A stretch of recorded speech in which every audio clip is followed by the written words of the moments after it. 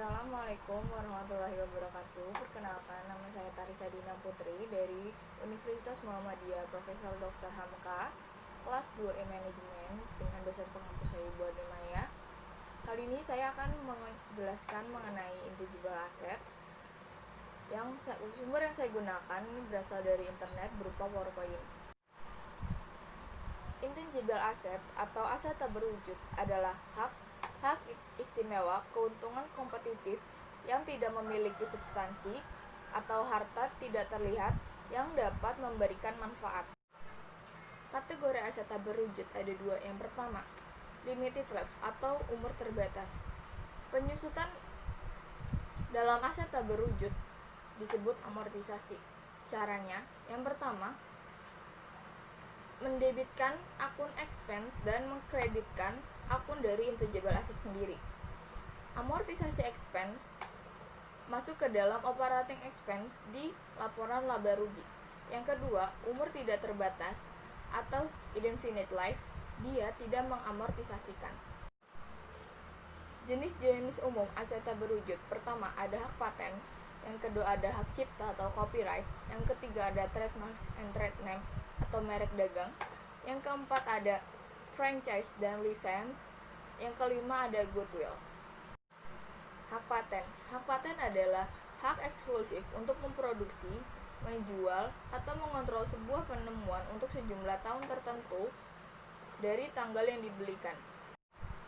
Mengkapitalisasi biaya pembelian paten dan mengamortisasi masa legalitasnya atau masa manfaatnya, mana yang lebih pendek.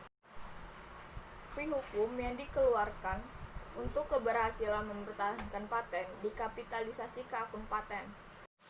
Masa legalitas di banyak negara yaitu 20 tahun. Contoh hak paten di sini terdapat dua. Yang pertama, konstruksi cakar ayam oleh Profesor Dr. Insinyur Soedijatmo pada tahun 1961 dan metode Habibie bagaimana cara menghitung keretakan pesawat hingga ke tingkat atom-atomnya. Hak cipta atau copyright adalah memberikan ke pemilik hak eksklusif untuk memproduksi kembali dan menjual karya seni atau mempublikasikannya. Menganugerahkan selama hidup pencipta ditambah sejumlah khusus tahun di mana dapat bervariasi antar negara tetapi umumnya 70 tahun. Mengkapitalisasi biaya perolehan dan mempertahankannya. Mengamortisasi beban selama masa manfaatnya. Contohnya seperti drama, karya sastra, karya musik, gambar, foto, video, atau materi audio visual lainnya. Trademarks dan trade name atau merek dagang adalah sebuah kata, frasa, jingle, atau simbol yang mengidentifikasi sebuah perusahaan atau produk tertentu seperti Waitrose, Game Boy, tisu, Coca-Cola, Windows, dan lain sebagiannya. Registrasi menyediakan sejumlah tertentu tahun perlindungan di mana setiap negara berbeda tetapi umumnya 20 tahun. Mengkapitalisasi biaya akuisisi diperpanjang tanpa batas waktu dan tidak diamortisasi. Selanjutnya ada franchise dan license. Kontrak perjanjian antara franchiser dan franchisee seperti BPGBR, Touchables USA, Orange Oric USA adalah contoh dari franchise.